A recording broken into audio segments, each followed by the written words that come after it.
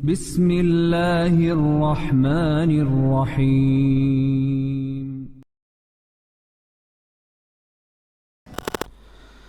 بسم الله الرحمن الرحيم.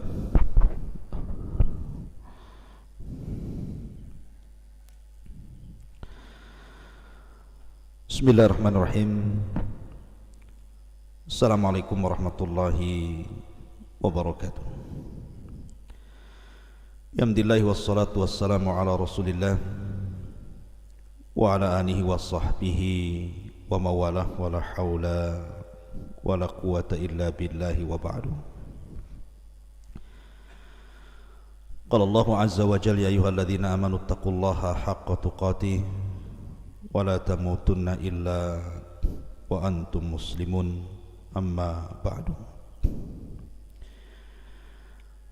Watafidin, muliakan Allah subhanahu wa ta'ala. Pembahasan di pagi hari ini kita akan membahas tentang kisah anak muda yang beriman yang berhadapan dengan raja yang sangat zalim. Kisah yang menyebabkan kehancuran seorang raja. Kisahnya disebutkan dalam Al-Quran dan juga dirinci dalam sunnah Nabi SAW. Syarat dengan pelajaran bagaimana pentingnya istiqamah dalam agama. Inilah kisah yang kita akan kisahkan, kisah Ashabul Ukhdud. Ma'asyiral muslimin yang dimuliakan Allah subhanahu wa ta'ala, kisah ini berawal dengan seorang raja yang dikenal dengan Dzu Nuwas. Dan sebutan Dzu Nuwas adalah sebutan raja daripada raja-raja Yaman. Ada yang mengatakan namanya Yusuf ibn Syarahbil ibn Tuba al-Himyari, atau dikenal dengan Dzu Nuwas. Ada juga yang mengatakan namanya Zur'ah ibn Tabban As'ad al-Himyari, juga sama disebut dengan Dzu Nuwas, akhir daripada Raja Himyar Yaman. Bagaimana kisahnya? Bagaimana pula orang-orang Yahudi bisa masuk ke negeri Arab? Dan bagaimana kisah juga orang-orang Nasrani bisa masuk ke negeri Arab dan bisa menguasai negeri Arab, yang belakang kemudian Islam berhasil mengislamkan seluruh negeri Arab.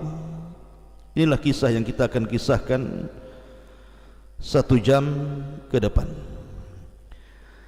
Ma'asyiral muslimin yang dimuliakan Allah subhanahu wa ta'ala, kisah ini kita urut dulu dari sebuah negeri yang disebut dengan Najran. Negeri Najran yang terletak di Yaman. Dan negeri ini diambil dari seorang laki-laki namanya Najran ibn Zaidan ibnu Sabah. Ketika dia bermimpi, kemudian dia mengikuti alur mimpinya sampai ke sebuah lembah. Akhirnya dia membangun sebuah kota di lembah tersebut, maka lembah tersebut kemudian disebut Najran. Dan setelah berkembang, maka daerahnya disebut Najran. Disitulah ada perkampungan yang disebut dengan Ashab al-Ukhdud. Jadi Ashabul Ukhdud itu berada di negeri Najran, dan Najran itu bagian daerah kekuasaan Himyar. Ma'asyiral muslimin yang dimuliakan Allah azza wa jalla, dulu orang-orang Yaman Najran itu adalah para penyembah berhala, dan berhala yang disembah adalah sebuah pohon yang menjulang tinggi yang kita kenal dengan pohon kurma. Jadi mereka menyembah pohon kurma yang sangat tinggi. Itulah sesembahan orang-orang Yaman Najran kala itu, tentu sebelum orang-orang Yahudi dan Nasrani masuk. Artinya sering saya katakan bahwa sejak dulu sudah ada para penyembah pohon itu. Seperti semalam kita jelaskan tentang Ashabul Aikah. Aikah itu pohon yang besar di tengah hutan dan disembah oleh manusia di zaman itu. Maka begitu juga Najran menyembah pohon kurma yang sangat tinggi sebelum masuknya agama Yahudi dan Nasrani. Lalu bagaimana ceritanya? Macam mana kemudian orang Nasrani dan Yahudi masuk ke negeri Arab ataupun negeri Yaman ini? Ma'asyiral muslimin yang dimuliakan Allah Subhanahu wa taala. Kita tahu bahwa Najran itu termasuk daerah perniagaan yang sangat menguntungkan. Ketika kekaisaran Bizantium ataupun kekaisaran Romawi menyerbu Mesir dan Mesir ditaklukkan oleh Romawi, akhirnya kemudian mereka meluaskan kekuasaannya sampai kemudian ke Najran. Maka dari sinilah tersebar agama Nasrani di Najran. Dan ada juga yang mengatakan bahwa Nasrani menyebar di Yaman itu karena para pedagang yang berdakwah, para pedagang yang beragama Nasrani dan Romawi itu datang ke Yaman, kemudian mereka berdagang. Akhirnya dengan berdagang itulah sambil menyebarkan agama mereka, maka tersebarlah Nasrani di negeri Yaman. Sama dengan negeri kita Indonesia, masuk Islamnya ke negeri kita itu lewat Gujarat, orang-orang Hadramaut, orang-orang Yaman. Mula-mula yang mereka memiliki kekayaan dan berniaga, akhirnya selain berjualan dan berniaga, mereka pun menyebarkan agama Islam. Ada yang mengatakan seperti itu, tersebarnya Nasrani lewat perniagaan. Ma'asyiral muslimin yang dimuliakan Allah Subhanahu wa taala, sehingga ketika kemudian Nasrani semakin kuat di Yaman, khususnya di Najran, maka banyak orang-orang yang tadinya menyembah berhala kemudian berkeyakinan mentauhidkan Allah Subhanahu wa taala lewat para pendeta-pendeta yang datang kepada mereka. Dan ketika itu agama Nasrani adalah agama yang paling hak, yang paling benar, karena masih di wilayah ajaran Al-Masih Isa bin Maryam, karena Nabi SAW belum lahir. Lalu kenapa pula orang-orang Yahudi ini muncul pula di Yaman? Ingat ketika kita bercerita tentang Raja Tuba, Raja Tuba yang bernama Tabban As'ad Al-Himyari. Jadi Raja Tuba Al-Asad Al-Himyari ini turunan daripada Raja Yaman yang sangat terkemuka, Rabi'ah ibn Nasr. Jadi dahulu Yaman itu dikuasai oleh seorang raja namanya Rabi'ah ibn Nasr. Lah turunannya adalah Tabban Al-As'ad Al-Himyari atau dikenal dengan Raja Tuba. Quran menyebut kalimat Tuba berkali-kali. Inilah satu-satunya raja dari Raja Himyar yang beriman kepada Nabi SAW, padahal lahir pun belum Rasul itu, apalagi diutus, lahir aja belum, tapi dia sudah beriman. Makanya Nabi SAW mengatakan, la tasubbut Tuba'an, jangan kau cela Tuba, fa innahu qad aslam, karena dia sudah masuk Islam. Dalam riwayat fa innahu mu'min, karena dia menjadi seorang mukmin. Jadi Raja Tuba ini orang yang paling kaya dalam kerajaannya, sehingga dia suka berniaga. Ketika suatu waktu dia hendak berniaga ke Syam, tiba-tiba mendengar bahwa Himyar diserang oleh Yathrib. Yathrib itu Madinah kalau sekarang, dan salah satu putranya dibunuh. Maka dia marah. Karena marah itulah akhirnya dia menyiapkan pasukan besar untuk menyerang Yathrib. Diserangnya Yathrib dan hampir dihancurkannya. Namun ketika itu orang-orang Yahudi yang lebih dahulu menempati Khaybar dan Yathrib sebelum mereka masuk ke Yaman, ada dua orang padri yang menasihati Raja Himyar Tubba ini agar jangan menghancurkan kota Madinah, karena Madinah adalah tempat hijrahnya seorang nabi yang akan muncul di akhir zaman.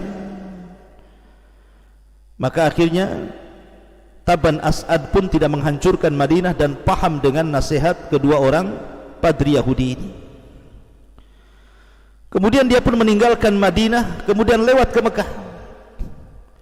Di perjalanan berjumpa dengan kabilah Hudzail yang tidak suka dengan orang Mekah dan tidak suka dengan Yaman.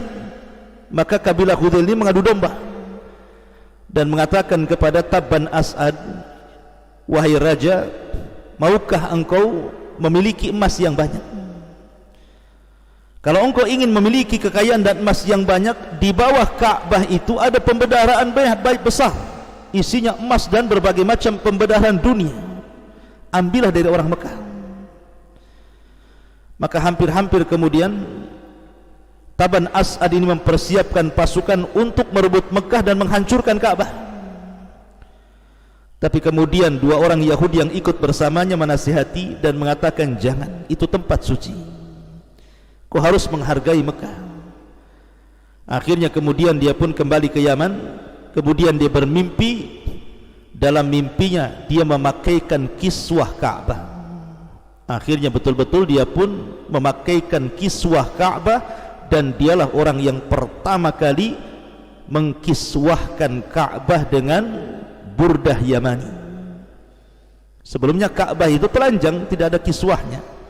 Maka Taban As'ad inilah yang pertama kali memakaikan kiswah ke dalam Ka'bah. Baru kemudian berlanjut seperti ini sampai di zaman Abdul Muttalib.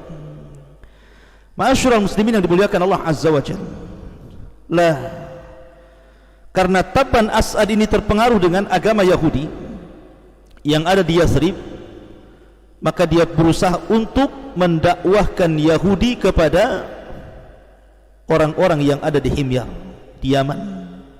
Sebab itulah kenapa orang Yahudi masuk negeri Yaman dan tersebar di Yaman. Yang membawanya adalah Taban As'ad Al-Himyari atau dikenal dengan Raja Tubba. Lah ketika kemudian Raja Tubba ini meninggal dunia, kemudian disusul oleh anak cucunya sampai kepada seorang raja yang dikenal dengan Dhu Nuwas. Dialah Raja Himyar yang terakhir. Sekali lagi namanya diperselisihkan ulama, ada yang mengatakan Yusuf ibn Syarahbil ibn Tubba Al-Himyari, ada yang mengatakan Zur'ah ibn Tabban Al-As'ad Al-Himyari, dan dua-duanya dikenal dengan Dhu Nuwas. Lah Dhu Nuwas ini raja zalim, raja yang sangat bengis. Jadi dia memaksa orang-orang Najran untuk masuk ke agama Yahudi, sementara Najran itu hampir secara mayoritas beragama Nasrani, dan mereka beragama Nasrani taat, sehingga ketika Raja Dhu Nuwas ini memerintahkan mereka untuk masuk Yahudi, tidak ada satupun orang Najran yang mau masuk Yahudi. Marahlah Raja Dhu Nuwas ini. Lah Dhu Nuwas ini memiliki tukang sihir, penasihat spiritual yang sudah tua sekali. Kata tukang sihir ini kepada Dhu Nuwas, "Wahai Dhu Nuwas, aku sudah tua, tidak mungkin lagi melindungi dirimu, aku akan mati. Carikan anak muda kepadaku untuk kuajarkan ilmu sihirku agar bisa melindungimu sepeninggalku." Disinilah terjadi kisah yang kita akan ceritakan, kisah raja Yahudi yang zalim versus anak muda yang beriman yang menjadikan kehancuran negaranya.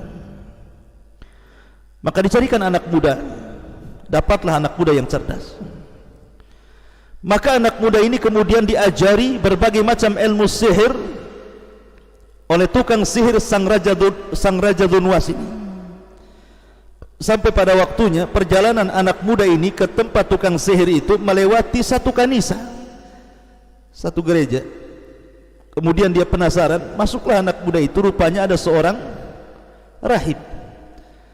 Maka dia tertarik untuk mempelajari ajaran sang rahib itu. Karena memang tukang sihir ini ajarannya sangat keras. Apabila sang anak muda melakukan kesalahan selalu dipukul, sehingga dia agak malas untuk belajar dan lebih fokus belajar kepada sang rahib itu. Sampai ketika dikumpulkan dua ilmu yang berbeda, satu ilmu tauhid dan satu ilmu kesyirikan berupa sihir, terkumpul dalam badan anak muda ini. Maka anak muda ini fitrahnya berlawanan. Sebenarnya yang benar itu ajaran sang dukun atau ajaran sang pendeta ini. Maka dia ingin membuktikan kalau ajaran pendeta lebih dicintai dibandingkan ajaran tukang sihir itu. Ketika dia lewat kepada sebuah daerah, rupanya ada dabatul ardi, ada binatang yang sangat besar yang selalu menyakiti setiap orang yang jalan di situ. Maka akhirnya anak muda ini pun ingin membuktikan ilmu sang rahib dengan mengambil kerikil kecil dan mengatakan, ya Rabb, kalau seandainya ajaran sang rahib itu lebih kau cintai dibandingkan sang penyihir, buktikan dengan kerikil ini. Maka dilemparlah kerikil itu dan mengenai binatang yang buas tadi, tiba-tiba mati dengan sekali lemparan itu. Tetapi orang-orang menyangkanya itu adalah ilmu sihir, sehingga orang-orang mengatakan zahara sihrur rajul, telah tampak sihirnya anak muda itu katanya. Akhirnya anak muda ini menceritakan kepada sang rahib kejadian itu. Kata sang rahib, sesungguhnya Allah telah menampakkan kepadamu kelebihan, maka jangan pernah habarkan kepada siapapun ketika Allah menimpakan bala kepadamu tentang siapa yang mengajarkan ilmu itu kepadamu. Rahasiakan diriku. Maka anak muda itu pun berjanji merahasiakan, tidak akan memberitahu siapa sang rahib itu. Kemudian anak muda itu pun melanglang buana mendakwahkan dakwah ajaran sang rahib, ajaran Nasrani, dengan cara menjadi tabib, menjadi tukang obat, pengobat, dokter. Dan Allah Subhanahu wa taala memberikan karamah kepada anak muda ini karena dia bisa mengobati penyakit lepra, dia bisa mengobati berbagai macam penyakit, termasuk penyakit buta dia bisa sembuhkan itu dengan izin Allah Subhanahu wa taala. Tapi kan Quran ataupun hadis tidak menjelaskan apakah anak muda ini seorang nabi atau bukan, karena kejadiannya pun setelah Isa meninggal dan juga Nabi SAW belum dilahirkan. Artinya tidak ada nabi di situ. Boleh jadi dia hanya rajulun saleh, orang yang saleh yang Allah berikan karamah dengan cara mampu mengobati dengan keahliannya berbagai macam penyakit, termasuk penyakit buta dia bisa sembuhkan. Sampai pada waktunya ada orang dekat Dunwas yang buta matanya, penasehat Dunwas ini mendengar bahwa ada anak muda yang bisa menyembuhkan penyakitnya. Akhirnya kemudian dicarilah anak muda itu dan ketemu. Kemudian penasihat Dunwas mengatakan, sembuhkan kedua mataku, apapun yang kau minta aku akan beri. Maka anak muda ini menolak dan mengatakan, bukan itu tujuanku mengobati manusia. Kalau kau ingin sembuh, kata anak muda ini, aku akan berdoa kepada Allah dan engkau akan disembuhkan kedua matamu dengan syarat tinggalkan ajaran Dunwas, berimanlah dengan Allah Subhanahu wa taala. Akhirnya kemudian sang penasihat Dunwas pun beriman kepada Allah dengan mengikuti ajaran Al-Masih, dan Allah sembuhkan kedua matanya. Ketika kemudian penasihat raja ini berjumpa dengan Dunwas, heran. Kata Dunwas, siapa yang menyembuhkanmu? Karena Dunwas ini kan ngaku Tuhan masalahnya. Dia merasa bahwa dirinya adalah memiliki rububiyah Allah Subhanahu wa taala, dengan keanehan-keanehan yang diciptakan di belakangnya oleh tukang sihir tadi, sehingga orang-orang yakin bahwa dia Tuhan, sama dengan Namrud dan Fir'aun mengatakan ana rabbukum, saya Rabb kalian. Jadi ketika penasihat ini mengatakan yang menyembuhkanku adalah Allah, marah Dunwas ini. Akhirnya disiksalah penasihat itu supaya menunjukkan siapa yang mengobatinya. Rupanya karena tidak tahan dengan siksaan, dia pun menunjukkan bahwa yang menyembuhkanku seorang anak muda yang saleh.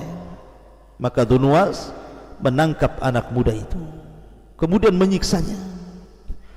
Kemudian anak muda disiksa habis-habisan sampai disuruh ngaku siapa yang mengajarkannya. Dia sudah berjanji untuk tidak menghabarkan sang rahib, tapi karena tidak tahan, dihabarkan pula siapa yang mengajarkannya. Ditangkaplah sang rahib, tiga-tiganya ditangkap. Kemudian raja memenggal sang penasehatnya dengan cara menggergaji dari atas kepala sampai ke bawah. Itulah yang diisyaratkan sabda Rasul kepada Khabbab ibn Arat ketika Khabbab mengatakan, ya Rasulullah, ala tastaghfir lana, ala tad'u lana, ya Rasulullah, tidakkah kau iba kepadaku, berdoalah kepada Allah agar Allah menolong kita dan kemenangan itu telah dekat kepada kita. Tapi Rasul mengatakan, engkau terlampau tergesa-gesa wahai Khabbab, jangan khawatir, kemenangan itu akan ada. Sampai ada orang yang berjalan dari Son'a ke Hadral Maut, tidak ada yang takut kecuali kepada Allah. Ya Khabbab, dahulu ada orang yang digergaji menjadi dua badannya, tapi mereka tidak meninggalkan agamanya. Diisyaratkan kepada kisah Ashabul Hudud ini. Akhirnya ketika sang penasihat sudah dibantai oleh sang raja, giliran guru daripada anak muda itu, seorang rahib, dipanggil dan digergaji lagi kepalanya, karena kedua-duanya tidak mau murtad, istiqamah. Ketika kemudian melirik kepada anak muda itu, maka sang raja ingin memberikan hukuman yang berbeda, supaya manusia tahu orang-orang yang menyelisihi maka akan mengalami apa yang dirasakan anak muda itu. Diutusnya prajurit, kemudian diminta agar membawa anak muda ini ke atas bukit dan gunung, dan disuruh melemparkan ke bawah. Akhirnya kemudian anak muda ini naik gunung. Kemudian ketika hendak dilemparkan oleh prajurit raja ini, anak muda ini berdoa kepada Allah Subhanahu wa ta'ala, Allahumma qfinihim bima syi'ta ya Rabb. Ya Rabb, aku hanya mencukupkan mereka untukmu, terserah bagaimana caramu. Ya Rabb, aku hanya mencukupkan dirimu untukku, terhadap mereka terserah apa yang kau lakukan kepada mereka ya Rabb. Tiba-tiba bukit itu bergegar, kemudian satu persatu prajurit raja mati dan anak muda itu selamat. Oh, mendengar anak muda itu selamat, raja marah, kemudian memerintahkan pasukan yang lain tangkap anak muda itu. Ditangkapnya anak muda itu. Kemudian kata sang raja, buang di tengah lautan.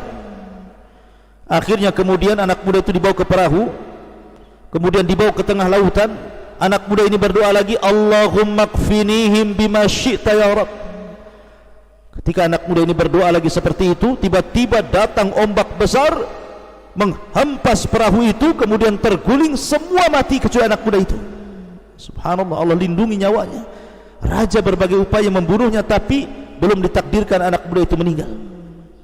Sampai pada waktunya, karena raja sudah marah, merasa direndahkan, dihinakan oleh anak muda itu, akhirnya anak muda itu bicara kepada sang raja setelah ditangkap ke yang tiga kalinya, karena dia tahu bahwa dia tidak mungkin bisa lari, pasti akan ditangkap terus, sehingga dia ingin kematiannya bermanfaat kepada kaum muslimin, bermanfaat untuk manusia.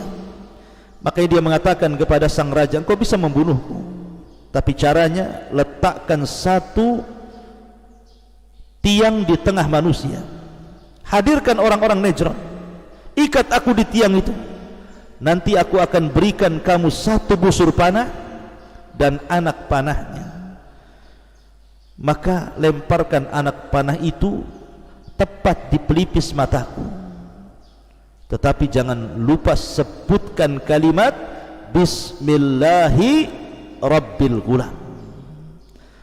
Akhirnya kemudian dikumpulkan menurut Ibnu Ishaq dan juga Imam Ibnu Katsir rahimahullahu ta'ala dalam kitabnya Bidayah wa Nihayah, yang kumpul di lapangan itu mencapai 20.000 orang penduduk Najran itu berkumpul di lapangan itu. Kemudian anak muda itu digantung betul di tiang gantungan. Kemudian sang raja sudah siap dengan busur dan anak panahnya. Kemudian tiba-tiba dia pun mengucapkan Bismillahi Rabbil Ghulam, dengan menyebut nama Allah, Rabbnya anak muda itu. Apa yang terjadi? Melesatlah anak panah itu menancap di pelipis anak muda itu. Tiba-tiba anak muda itu meninggal dunia. Sontak saja seluruh yang menonton dari kaum Najran mengucapkan amanna birabbil gulam, kami beriman dengan Rabbnya anak muda itu. Subhanallah, mati 3, tumbuh 20.000, makin stres raja ya. Maka kemudian sang raja Dzunwas ini meminta agar penduduk Najran murtad kembali dan menyembah dirinya, tapi mereka tidak mau. Akhirnya kemudian Raja Dzunwas mengancam dengan 2 pilihan, mati atau murtad. Tapi Allah takdirkan satu penduduk Najran tidak ada yang murtad, satu pun tidak ada yang murtad, 20.000 orang itu. Subhanallah. Akhirnya kemudian raja marah, kemudian memerintahkan prajuritnya untuk membuat galian yang sangat dalam dengan lebar yang sangat luas, kemudian menumpukan kayu bakar yang tingginya hampir setinggi istana, kemudian dibakarnya di hadapan 20.000 yang beriman itu. Kemudian diancam siapa yang tidak murtad maka dia harus masuk ke dalam api itu. Satu persatu manusia itu dilempar ke dalam api itu. Sampai ada seorang wanita memiliki anak bayi, dipaksa agar murtad, kalau tidak bayinya akan dilempar ke dalam api itu. Tapi Allah Subhanahu wa taala berikan keajaiban, bayi itu bisa bicara dan mengatakan, ya ummah, wahai ibuku, lemparkan saja, sesungguhnya kita akan berjumpa di surga. Keajaiban, bayi bisa bicara. Maka seluruh manusia akhirnya melemparkan diri ke dalam api itu, dan Allah Subhanahu wa taala telah mengampuni dosa-dosa mereka. Mereka mati syahid. Ma'asyiral muslimin yang dimuliakan Allah Subhanahu wa taala, kisah ini disebutkan oleh Al-Imam Ibnu Athir dari Abdullah bin Abbas radhiyallahu anhu, dan isyaratnya disebutkan dalam Al-Quran. Allah Subhanahu wa taala berfirman, qutila ashabul ukhdud, celaka terlaknat ashabul ukhdud itu. An-nari dzatil waqud, ketika api dinyalakan dengan sebesar-besarnya. Wa hum 'alaiha qud, sementara para pembesarnya menyaksikan orang-orang yang beriman yang satu persatu dimasukkan ke dalam api itu. Wa ma naqum minhum illa an yu'minu billahil azizil hamid, tidaklah mereka disiksa seperti itu kecuali karena mereka beriman kepada Allah Subhanahu wa taala. Inilah kisah ashabul ukhdud. Tetapi wala yahsabannallaha ghafilan amma ya'malu zalimun, Allah Subhanahu wa taala tidak mungkin lalai terhadap orang yang melakukan kezaliman. Allah takdirkan dari sekian ribu yang disiksa dan dimasukkan ke dalam api itu, rupanya ada yang selamat, namanya Daus Dzu Tha'laban. Daus ibn Dzi Tha'laban ini selamat, lari dia. Kemudian dia lari entah berantah menuju ke mana, sampai akhirnya dia sampai di Syam. Kemudian dia melaporkan kejadian pembantaian orang-orang Nasrani ke raja yang ada di Syam, yang ada di Romawi sana. Dan kita tahu orang-orang Romawi beragama Nasrani, sebagaimana orang-orang Najran beragama Nasrani. Lain dengan Persia, kalau Persia itu agamanya penyembah api. Marahlah raja Nasrani dalam bentuk, mungkin kalau dalam tentara itu namanya jiwa korsa, sesama agama. Kalau seandainya disakiti pasti marah. Seperti kalau kita melihat saudara kita di Palestina dibantai oleh orang Israel, kan marah juga kita. Lah raja Romawi ini marah, akhirnya mengirim surat kepada Raja Habasyah, Ethiopia, karena yang dekat dengan Yaman itu kan Habasyah, agar orang-orang Habasyah menuntut balas terhadap kematian saudaranya sesama Nasrani yang dibantai oleh Dzunwas. Maka Raja Ethiopia, Raja Habasyah pun mengirim 2 jenderal terbaiknya. Pertama Riyadh, Ra ya alif ta Riyadh, dan yang kedua Abrahatul Asram. Berangkatlah dua jenderal ini dengan pasukan yang banyak, membawa beberapa kapal dari Habasyah menuju Yaman. Lah ketika itu orang-orang Persia itu pun ingin menyerang Yaman, tetapi alasannya Persia itu hanya ingin rebutan perniagaan saja, masalah dunia.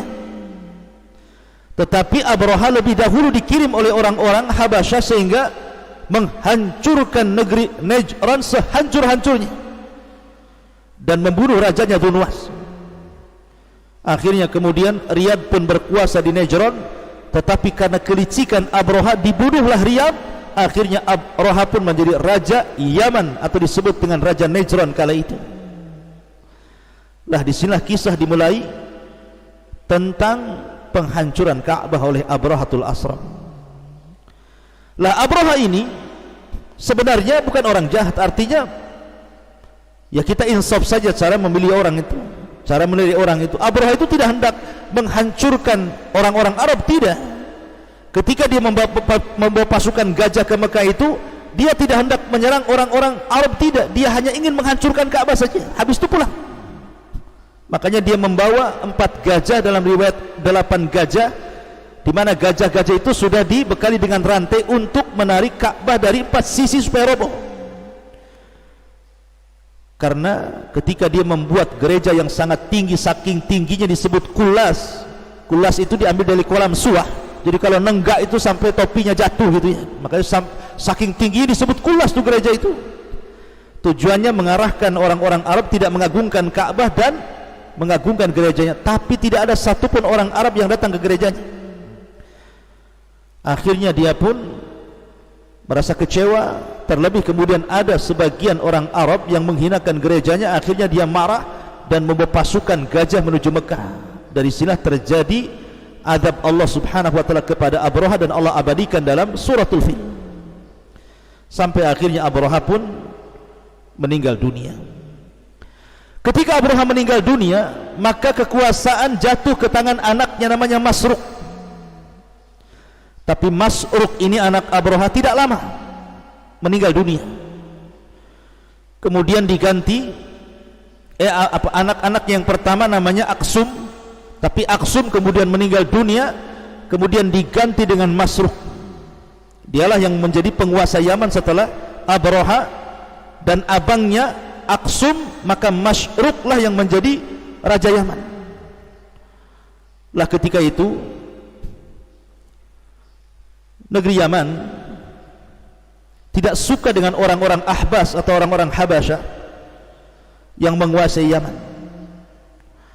Akhirnya kemudian salah satu raja Arab, masih turunan daripada Tubba, berpikir panjang bagaimana caranya mengeluarkan orang-orang Habasyah dari Yaman ini. Akhirnya kemudian dia datang ke Persia,